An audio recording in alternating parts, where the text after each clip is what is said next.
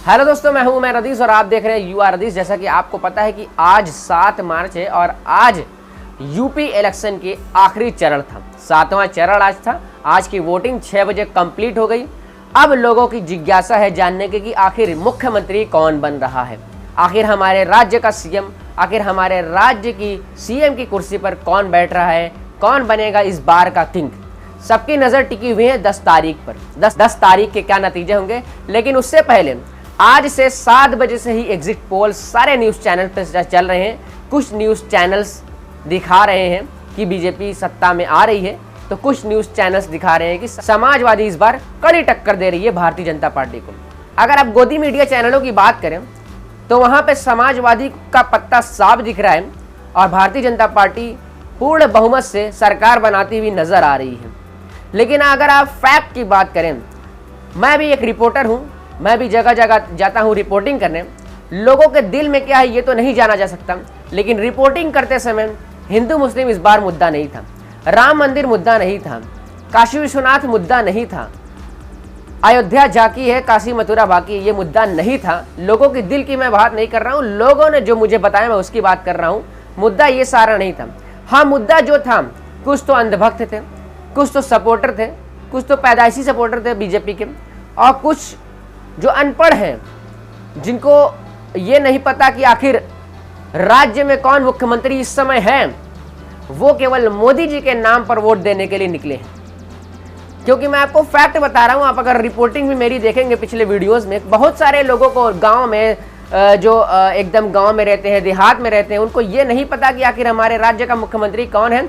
बस मोदी जी की इतनी ब्रांडिंग कर दी गई है कि मोदी जी आएंगे, हर जगह मोदी जी आएंगे, जिनको नहीं पता है।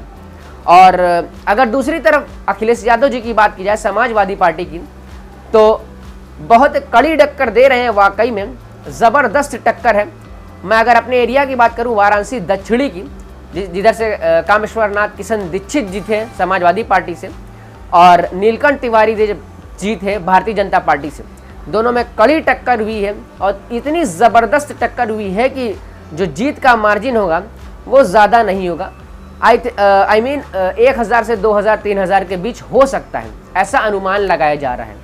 अब आइए बात कर लेती है कि आखिर यूपी का मुख्यमंत्री कौन बनने जा रहा है। लेकिन उससे पहले 2017 की बात कर लें कि 2017 में किस पार्टी के पास कितनी सीटें थी। देखिए, 2017 में जो मुद्दा था वो मोदी जी का मुद्दा था, मोदी जी के नाम का मुद्दा था, इस बार मोदी सरकार का मुद्दा था। तो क्योंकि योगी जी का चेहरा नहीं था।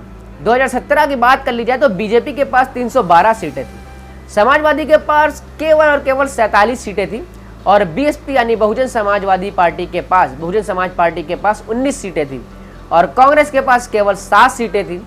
इंडिपेंडेंट 3 थे, आरएलडी 1 था, अपना दल 9 था। उसके बाद जो और सीटें बची 7 से 8 सीटें वो अदर पार्टीज के हाथों में गई थी। मुद्दा है कि 10 तारीख को कौन आ रहा है। समाजवादी कहते हैं कि अखिलेश आ रहे हैं, भारतीय जनता पार्टी कहती है कि योगी जी आ रहे हैं, कांग्रेस कहती है कि कांग्रेस आ रही है। लेकिन फैक्ट की अगर बात की जाए, जैसा कि मैंने आपको बताया कि राम मंदिर मुद्दा नहीं था, काशी विश्वनाथ मुद्दा नहीं था, हिंदू मुस्लिम मुद्दा नहीं था, लोगों की जुबान की मैं बात कर रहा हूँ, दिल की नहीं।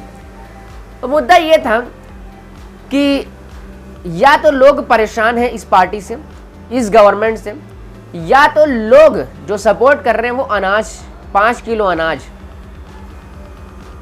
गुंडाराज खत्म, इन सब मुद्दों पर सपोर्ट कर रहे हैं। लेकिन फैक्ट क्या है आपको पता है कि 5 किलो अनाज से कुछ होगा नहीं, गुंडाराज खत्म हुआ नहीं है, लोग बहुत ज़्यादा परेशान हैं। रियलिटी की बात करूं तो जो भारतीय जनता पार्टी के भक्त भी हुआ करते थे, उनको भी मैंने बात करते हुए सुना कि नहीं, इस बार समाजवादी की गवर्नमेंट आएगी। लेकिन आइए अब सीटों पर नजर डाल लें कि 403 सीटें जो हैं उनमें से कौन कितनी पा रहा है। लेकिन उससे भी पहले जान लेते हैं कि जो 7 चरण के इलेक्शन हुए, कितने कितने परसेंट की वोटिंग हुई और किस फेज में कितनी सीटें थी। पहले फेज में दोस्तों आपको बता दूं कि 62.4% यानी 62% लोगों ने वोट किया था, जिसमें 58 सीटें थी 11 जिलों में। दूसरा चरण हुआ था जिसमें 64% वोटिंग हुई थी, 55 सीटें थी 9 जिलों की। तीसरा फेज 63% वोटिंग हुई थी, 59 सीटें थी 16 जिलों की। चौथा फेज हुआ 60% वोटिंग हुई, 60 सीटें थी 9 जिलों की। पांचवा फेज हुआ 56% वोटिंग हुई, 60 सीटें थी 11 जिलों की। सिक्स फेज हुआ 55% वोटिंग हुई, 57 सीटें थी 10 जिलों की। सातवां चरण जो कि आज 6 बजे खत्म हुआ है, 55 से 60% वोटिंग हो सकती है, अनुमान लगाया जा सकता है, क्योंकि अभी रिजल्ट नहीं आए थे। 5 बजे की अगर बात की जाए तो 53% वोटिंग हो चुकी थी।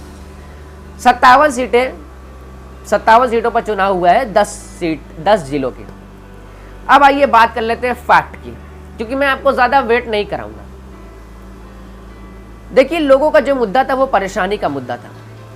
नौकरियां हैं नहीं, गुंडाराज खत्म हुआ नहीं है, बहुत सारी परेशानियां हैं, पटरियों पर स्टूडेंट सो रहे हैं, लोगों को एक टाइम खाने के लिए लोग मोहताज बने हुए हैं। उसी में कोरोना काल, उससे भी लोग परेशान हैं।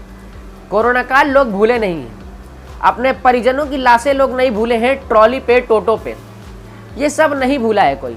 हाथरस की बेटी को कोई नहीं भूला है, खुशी दुबे को कोई नहीं भूला है, 700 किसानों के बलिदान को कोई नहीं भूला है, घर की हालत को कोई नहीं भूला है, गोरखपुर के हॉस्पिटल में ऑक्सीजन की कमी से बच्चों की मृत्यु को कोई नहीं भूला है, नोटबंदी को कोई नहीं भूला है, अपने खेत की हालत से किसान परेशान है, बेरोजगारी को कोई नहीं भूला है, फर्जी इनकाउंटर को कोई नहीं भूला है, यूपी में कितना विकास हुआ है ये सबको पता है, महंगाई कितनी है, छात्रों पर लाठीचार्ज हुई है, ये सब चीज़ें थी जो पब्लिक का मैं आपको बता रहा हूँ दोस्तों।